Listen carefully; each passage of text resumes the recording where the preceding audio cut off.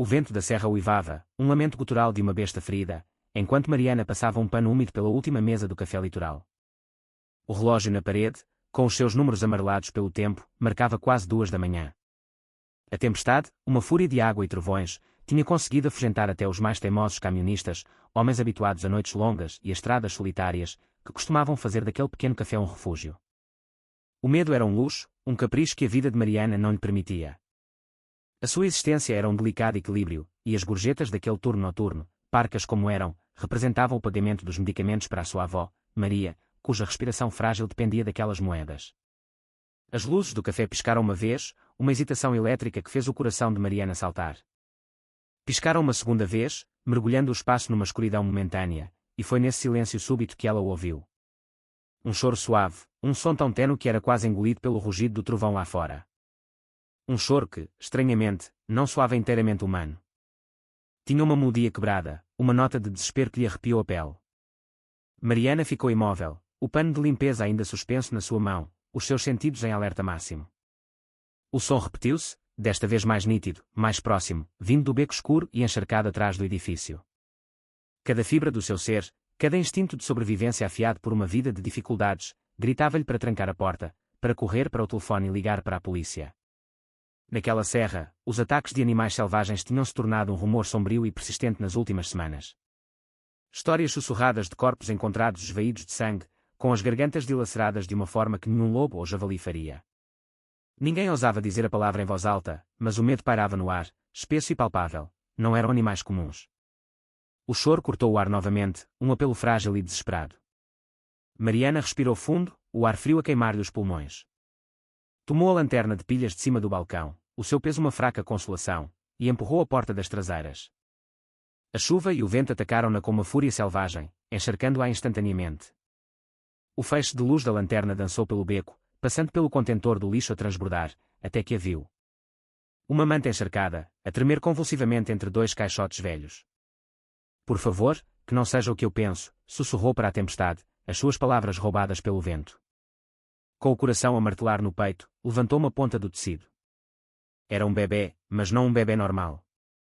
A sua pele era de uma palidez tão extrema que parecia esculpida em mármore, quase translúcida sob a luz fraca. Veias azuis, finas como fios de teia de aranha, desenhavam padrões complexos sob a pele. Quando abriu os olhos, eles brilharam, 2 brasas vermelhas moribundas na escuridão. E ao chorar, a sua pequena boca abriu-se e Mariana viu algo que a fez recuar com um grito abafado. 2 pequenas presas, brancas e afiadas como agulhas. Foge, gritava à sua mente. Foge agora, mas os seus pés pareciam pregados ao chão encharcado. Sob a camada de terror primordial, uma verdade simples e impossível de ignorar emergiu: aquele bebê, aquela criatura da noite, estava a morrer. Ela estendeu as mãos trêmulas, a hesitação a lutar contra uma onda de compaixão inexplicável. O contacto com a pele do bebê foi um choque elétrico.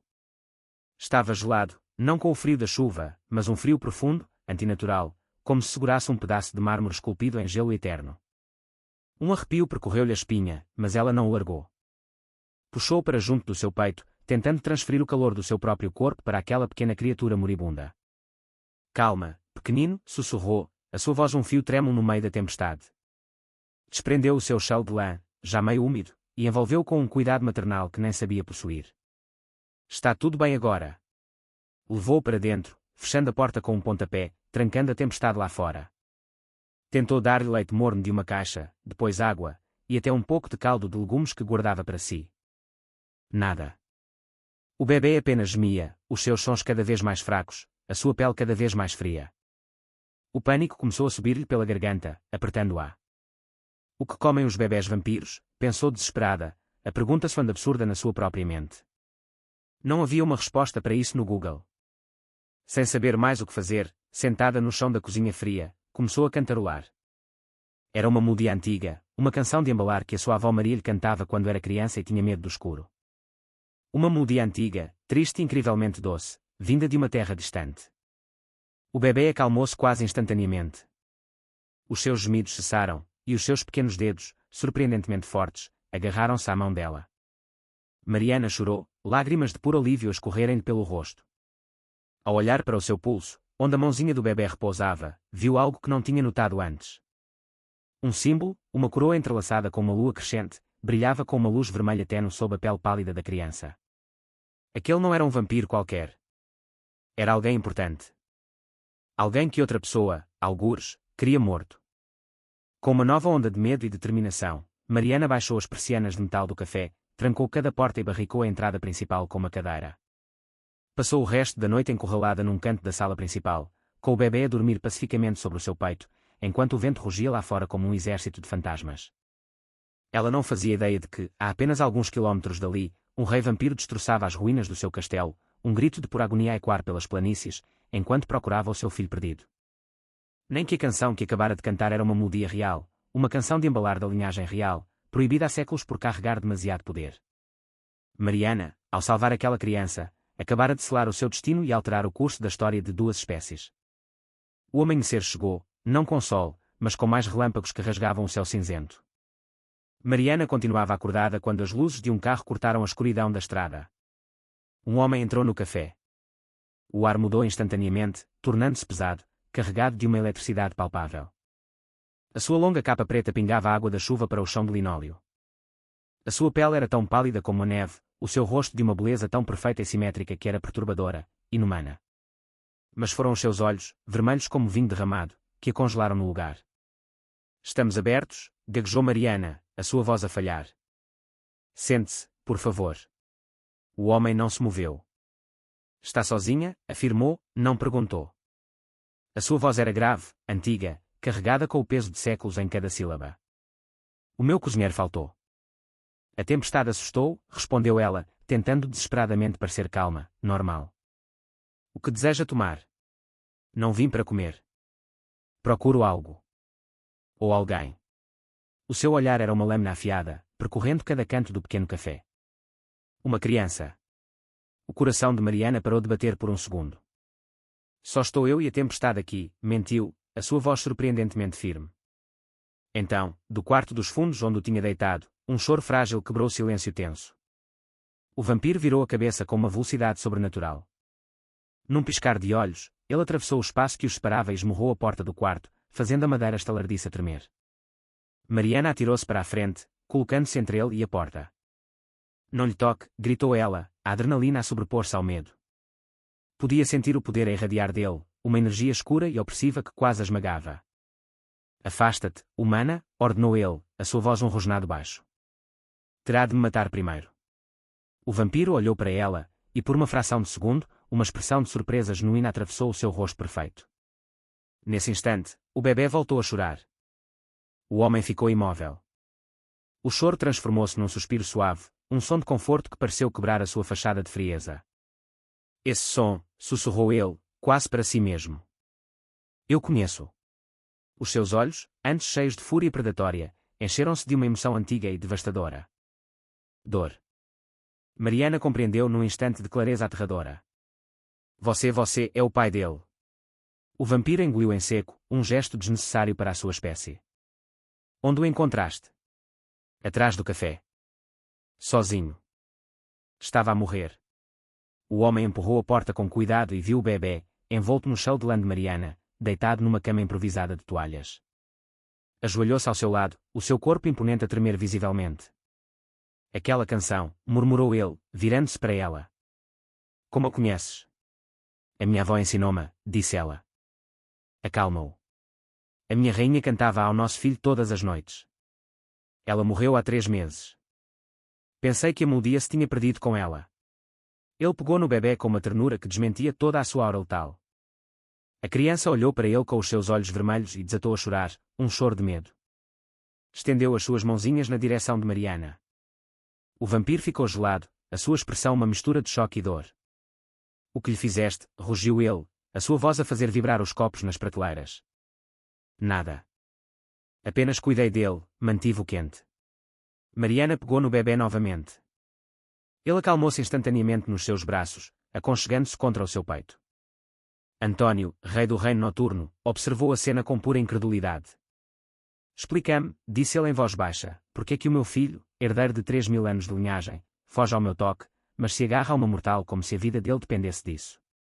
Talvez, sussurrou Mariana, embalando a criança, ele apenas saiba quem lhe salvou a vida. Por um longo momento, o silêncio envolveu-os, quebrado apenas pelo som da chuva a bater nos vidros. António agarrou-lhe o pulso. O seu toque era gélido, desumano. Salvaste-lhe a vida ou roubaste-a? Ele puxou-lhe a manga, procurando marcas de feitiçaria, qualquer sinal de magia. Nada. Mostra-me o pulso da criança. Mariana obedeceu. O símbolo da coroa e da lua pulsou sob a pele do bebê. António recuou como se tivesse sido queimado. A marca real, murmurou. Os rebeldes sabiam que ela me guiaria até ele. Como é que tu sabias o que significava? Eu não sabia. Eu apenas o encontrei. As suas presas brilharam na penumbra. Mentes. Há 3 noites, incendiaram o meu castelo, assassinaram os meus guardas e raptaram o meu filho. E tu, uma humana que conhece a canção real, apareces com ele nos braços. É coincidência a mais. Eu não tenho nada a ver com isso, gritou Mariana, as lágrimas a brotarem. Eu apenas o salvei. António parou. O seu olhar, tão frio como pedra, suavizou-se por um instante ao ver as suas lágrimas genuínas. Diz-me, disse ele com a voz embargada, quem te ensinou essa canção? A minha avó. E é ela, a mãe dela. Dizia que vinha do velho país, da Roménia ou da Transilvânia, não sei ao certo. O bebé levantou uma mãozinha e tocou na bochecha de Mariana, precisamente onde uma lágrima caía. António observou o gesto e algo dentro dele pareceu quebrar-se. A criança tinha escolhido. O meu próprio filho rejeita-me, murmurou, mas agarra-se a uma humana. Mariana quis falar, mas ele continuou. Eu destruí tudo o que toquei à procura de vingança, e estive a poucos quilómetros de ti todo este tempo. Os seus olhos estudaram-na como se a visse pela primeira vez. Tu não sabias de nada, concluiu ele finalmente. Ela abanou a cabeça, incapaz de falar. António virou-se para a janela. Então estás em perigo. Os rebeldes saberão que alguém cuidou do príncipe. Virão atrás de ti. Então levo, implorou ela, abraçando o bebê com mais força. Levo para longe, para um lugar seguro. António olhou para a criança, que começou a chorar assim que ouviu a sua voz dirigida a ele. Não posso. Matá-lo ia separá-lo de ti agora. A sua voz baixou. O que quer que tenhas feito, ele precisa de ti para viver. Mariana segurou com mais força, a tremer da cabeça aos pés. António suspirou, um som de resignação profunda. Então, não tenho escolha. Os seus olhos tingiram-se de uma escuridão protetora. Terei de vos proteger a ambos. Lá fora, um trovão rugiu como se o céu estivesse a responder à sua promessa. E algures no reino noturno, um corvo mensageiro levantou voo. A mensagem que transportava era curta e chocante. O rei encontrou o seu herdeiro nos braços de uma humana.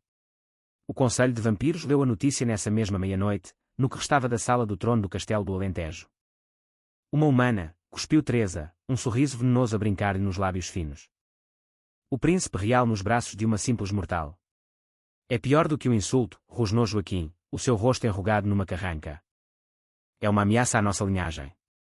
José, o comandante temido da Guarda Real, segurou a mensagem com uma calma calculada. O rei está a protegê-la, disse ele. Estão no antigo mosteiro de Aroca, fora da cidade. Protegê-la, riu Teresa. De quem? De nós. José baixou o olhar, a sua voz gélida. Da sua própria cegueira. Perdeu o juízo desde a morte da rainha. Não está a pensar como um rei. Então temos de o ajudar a ver a verdade, sussurrou Teresa, os seus olhos a brilharem. Exatamente, disse José. A humana deve ser eliminada. A criança, libertada da sua influência. Nenhum vampiro naquela sala votou contra. Horas mais tarde, no antigo mosteiro de Aroca, Mariana embalava o bebê em frente a uma lareira crepitante. António observava da janela, os olhos perdidos na tempestade. Os teus súbditos não vão ficar felizes, disse ela em voz baixa. Farão o que lhes for ordenado, respondeu ele, mas havia uma sombra de dúvida no seu tom. Não confias neles. António virou-se para ela. A corte está podre. Um deles traiu a minha rainha, entregou as chaves do castelo aos nossos inimigos. Até eu descobrir quem foi, não confio em ninguém. E por que confias em mim? Ele olhou para ela longamente. Porque o meu filho confia. Aproximou-se da criança adormecida. Tocou-lhe com um cuidado quase reverente. Tenho de voltar ao castelo do Alentejo, disse ele. Acalmar o conselho. Mas regressarei antes do amanhecer. E se não regressares? Antônio não respondeu. Antes de sair, deteve-se na porta. Essa canção por que cantas? A minha avó dizia que protegia do mal. O vampiro baixou a cabeça. A minha rainha dizia o mesmo. E quando ela morreu, jurei que essa proteção se tinha ido com ela. Ele olhou para ela uma última vez. Talvez me tenha enganado. E desapareceu na tempestade. O silêncio caiu sobre o mosteiro, pesado e expectante, até que um grito vindo do exterior rasgou a noite. Depois outro. Mariana correu para a porta. Tarde demais. O portão principal explodiu em lascas e uma dúzia de vampiros irrompeu pelo pátio, com José à frente. Olá, bruxa, disse ele com um sorriso cruel. Está na hora de libertar o príncipe do teu feitiço. Mariana recuou, apertando o bebê contra si. Não há para onde fugir, riu José. O mosteiro está selado, exceto para aqueles que têm a permissão do rei. Traição. Antônio tinha-os deixado ali, pensando que o lugar era seguro, mas alguém de dentro da corte tinha aberto as portas aos assassinos. Mariana escondeu-se atrás de um altar de pedra, o coração a querer sair-lhe pela boca. José caminhou lentamente por entre as sombras. O rei acredita que és inocente, mas eu sei que as humanas querem sempre alguma coisa. Poder, dinheiro, imortalidade. O que é que te prometeram? Ela susteve a respiração. O bebê começou a agitar-se. Desesperada, Mariana voltou a cantarolar a melodia. O pequeno acalmou-se instantaneamente. José parou, o seu rosto a contorcer-se. Essa canção, murmurou, a sua voz a tremer de uma raiva antiga. A minha mãe cantava-a, antes de a rainha a proibir. Dizia que era nossa, até nos ser roubada. Os seus olhos encheram-se de fúria. E agora tu, uma humana, atreves-te a usá-la. Ele saltou na sua direção. Mariana rolou para o lado, evitando por pouco as suas garras. Correu, tropeçou, lutou com cada fibra do seu ser. Um vampiro agarrou-a pelo braço, outro pelo cabelo. Entrega a criança e terás uma morte rápida. Jamais. Ela cravou um pedaço de madeira de uma cadeira partida no peito de um soldado. Ele gritou e caiu, transformando-se em pó. Ela correu em direção a uma porta lateral. José interceptou-a, levantando-a do chão pelo pescoço. Chega de jogos, rosnou ele. Mariana debateu-se, a lutar por ar. O bebê chorava desesperadamente. Ele atirou-a contra o chão de pedra. A sua cabeça bateu com um som surdo e o sangue começou a correr-lhe pela têmpora. José agachou-se em direção à criança. Não, sussurrou Mariana, arrastando-se pelo chão. Por favor, não, uma gota do seu sangue caiu sobre a mão do bebê. E então, tudo mudou. O ar explodiu em luz vermelha. Uma barreira de energia pura surgiu do pequeno, lançando todos os vampiros pelos ares. As paredes do mosteiro tremeram. O chão rachou. Mariana viu a cúpula luminosa a formar-se, separando-a da criança que protegia. Tentou mover-se, mas o mundo tornou-se negro. A quilómetros dali, Antônio parou subitamente. Sentiu o poder do seu filho despertar, uma onda de choque psíquica que o atingiu como um martelo, e soube que era tarde demais. O rei dos vampiros rugiu e transformou-se numa sombra veloz que rasgou a noite. A tempestade partiu-se quando ele chegou ao mosteiro. As portas explodiram para dentro. O que viu deixou-o gelado. O seu filho a chorar dentro de um círculo de luz vermelha, e Mariana caída no chão, numa poça do seu próprio sangue. Meu rei. José arrastou-se, fingindo alívio. A humana atacou-nos.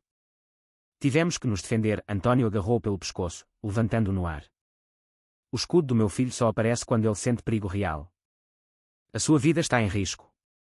A sua voz era gelo puro. Quem o fez sentir-se assim? José gaguejou. Ela enfeitiçou-o, Antônio rugiu. A humana que o salvou enquanto tu planeavas a sua morte. Atirou-o contra uma coluna de pedra e depois libertou a sua fúria sobre os restantes. Ninguém escapou. Nenhum grito foi mais alto que o seu. Quando o silêncio regressou, Antônio aproximou-se do corpo de Mariana. Ela ainda respirava, fracamente. O bebê gemia dentro da barreira, tentando alcançá-la. Estás a protegê-lo, mesmo inconsciente, sussurrou Antônio. Que ironia. Ajoelhou-se junto à barreira. Meu filho, preciso que me deixes ajudá-la. O bebê chorou mais alto. Antônio fez algo que não fazia há séculos.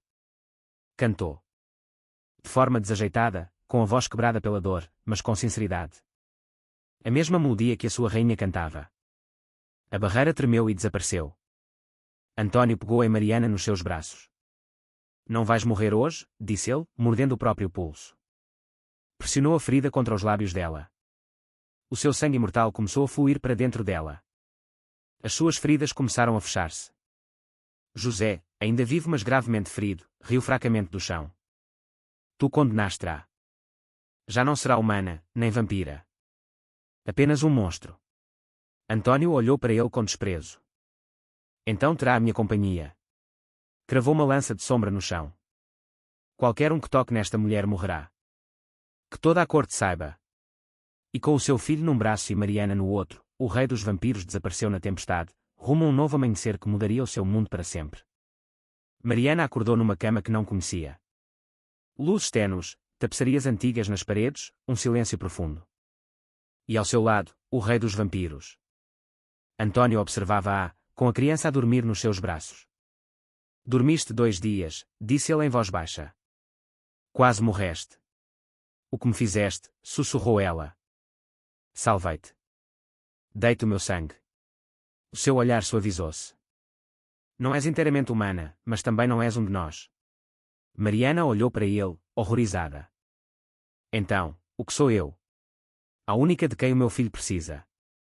António sorriu com tristeza. Ele não para de te procurar. O bebê acordou, esticando as suas mãozinhas na direção dela. Mariana pegou nele e ele acalmou-se imediatamente, aconchegando-se. António baixou a cabeça. Ele só dorme contigo. Fez uma pausa. Vou chamar-lhe Diogo, como meu pai. O nome encheu o ar como uma bênção. Mas a paz não duraria. Horas mais tarde, a corte no castelo do Alentejo rugia de fúria. Vampiros nobres, rostos de pedra, olhos vermelhos como fogo. António ergueu a voz do trono. Os rebeldes queimaram a minha casa e roubaram o meu filho, mas uma humana salvou. Ele apontou para Mariana, de pé entre eles com o bebê nos braços. Ela protegeu, alimentou e enfrentou sozinha aqueles que o queriam matar. Uma humana, gritou um nobre. Uma vergonha. António rugiu. Silêncio. O eco abalou as colunas. O escudo do meu filho foi ativado pelo amor dela por ele. Nenhum de vocês conseguiu tal feito. Todos se calaram. A partir de hoje, esta mulher será conhecida como a portadora do berço, guardiã oficial do príncipe Diogo. Os murmúrios transformaram-se em gritos de protesto, mas um vampiro ancião ajoelhou-se. Tem o meu respeito. E um a um, outros seguiram o seu exemplo. Mariana mal conseguia respirar. António sorriu levemente. Bem-vinda à corte, Mariana. Espero que sobrevivas. Os dias tornaram-se mais quentes. O castelo já não cheirava à morte, mas à vida. António ria mais e, por vezes, ficava apenas a ouvir Mariana cantar para o bebê. Uma tarde, Diogo disse a sua primeira palavra. P.A.P.A. O rei imortal tremeu. Mariana chorou, e o castelo inteiro pareceu respirar de alívio. No amanhecer seguinte, algo impossível aconteceu. Da terra morta do jardim real, brotaram flores prateadas. A fonte, seca há séculos, voltou a jorrar água cristalina. António caiu de joelhos. A minha rainha dizia que o amor fazia as coisas crescer. Pensei que era poesia, mas ela tinha razão. Diogo deu os seus primeiros passos entre as pétalas, a rir. António pegou nele, com lágrimas nos olhos. O povo olhava, os vampiros, os servos, todos em silêncio. António levantou a vista. A nossa verdadeira maldição não era o sangue, mas o esquecimento. Esquecemo-nos de sentir, esquecemo-nos de amar. Ele virou-se para Mariana. E ela lembrou-nos de como o fazer. Então, a luz do sol atravessou os vitrais. António ergueu a mão, esperando queimar. Mas não doeu. O feitiço que os prendia à noite estava a quebrar-se. O dia entrava finalmente no reino da noite. Pela primeira vez em séculos, sussurrou ele, o sol não queima. Mariana sorriu, com Diogo entre eles. Então o amor venceu. Os sinos da aldeia próxima começaram a tocar, um som há muito esquecido, e pela primeira vez, humanos e vampiros pararam juntos para ouvir. O amanhecer tinha regressado e, com ele, a esperança.